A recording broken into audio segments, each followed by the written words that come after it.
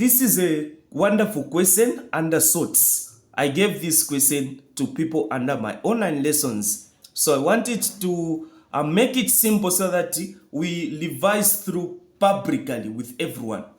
The question is saying, calcium chloride, written like this, is a soluble salt that can be prepared in the laboratory. So I'm going to base my teaching on what we did with the people under my lessons yesterday. So for us to prepare this one, yesterday we did two things. So I'm going to base my teaching on those. So I told you to say, whenever you want to prepare a soluble salt, for example, we are given what? We are given calcium chloride. So for us to prepare this calcium chloride, one, we can react what we get to call a metal hydroxide. So a metal hydroxide plus an acid. This is what I told you. We are going to produce a salt and water. Aside knowing this, we can also, so here you are going to have a salt plus what? Plus water. You are going to have those products. You can also get an insoluble. I told you that you get an insoluble what? Insoluble metal oxide. Insoluble metal oxide plus an acid. You are going to produce a salt and water. Even here you are going to produce a salt and water. These are not the only reactions that get to produce the salt. We get to have metal plus acid. You get to have a metal carbonate plus acid. We get to have a lot of things that can produce salts. But since I've told you that in my teaching, we are going to base on what we did in our previous lesson for chemistry. So looking at this one, meaning this one is coming from one reagent, this one is coming from the other reagent. So which acid gets to have a chloride in it? It is what? Hydrochloric acid. So you know that, okay, you are going to have an hydrochloric acid. You know that this is what? This is calcium. Can calcium be an insoluble metal oxide? No, calcium cannot be an insoluble metal oxide. So meaning that it shall be a metal hydroxide. Meaning we are going to make it an hydroxide, where we are going to say that it is what? Calcium hydroxide. It cannot be like this. Yes, you can prepare a salt when you react this one plus this one. You get to produce a salt. But this is not what I taught you yesterday. Chemistry is so sensitive and I don't want to confuse you. We are going to go with the things that we already know and how to prepare them. Because each reaction that you get to use has got its own way of preparing it. So in this case, we are going to use what? We are going to use calcium hydroxide. So they were telling you suitable reactants. So we say calcium what? Calcium hydroxide. This is the answer. Calcium hydroxide and what? And hydrochloric acid. Hydrochloric acid. You say and hydrochloric acid. This is the answer. This one and this other one.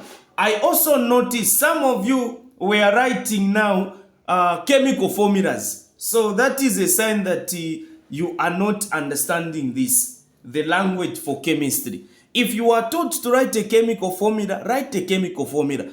If you are taught, in this case they're telling us, suggest suitable reactants, you just give names. So you just give names. So calcium hydroxide and hydrochloric acid. The next question here is telling us to say, describe how you would prepare a pure dry sample of calcium chloride. Now, how can you prepare this? Yesterday, I told you to say that we can prepare this kind of a salt by using two experiments, where we get to use that one with an indicator or that one without an indicator. And I went further and taught you the type of an experiment you have to do without using an indicator, where I told you that the first thing we are going to use, we get to use what you say, using a what? Using a pipette. This is what we are using. Then you know that the two reactants are what?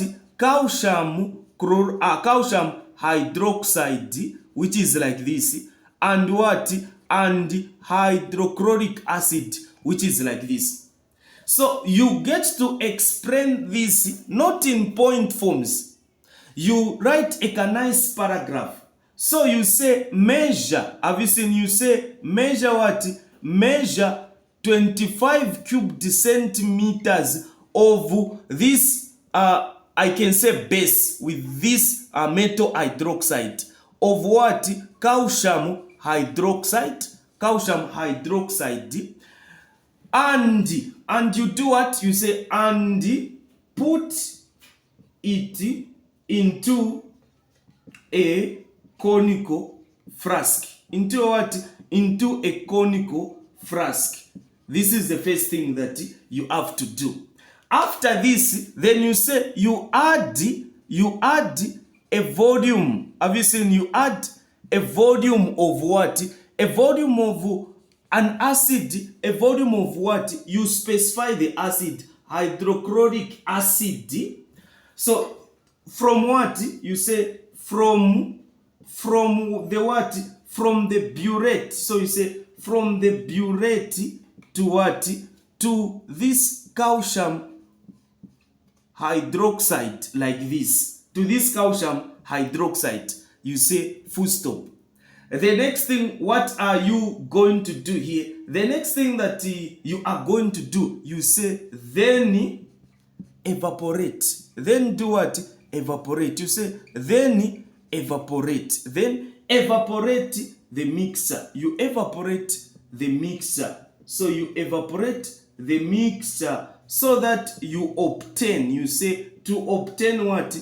To obtain a saturated. This is what I told you. To obtain, so let me do this. To obtain a what? To obtain a saturated what?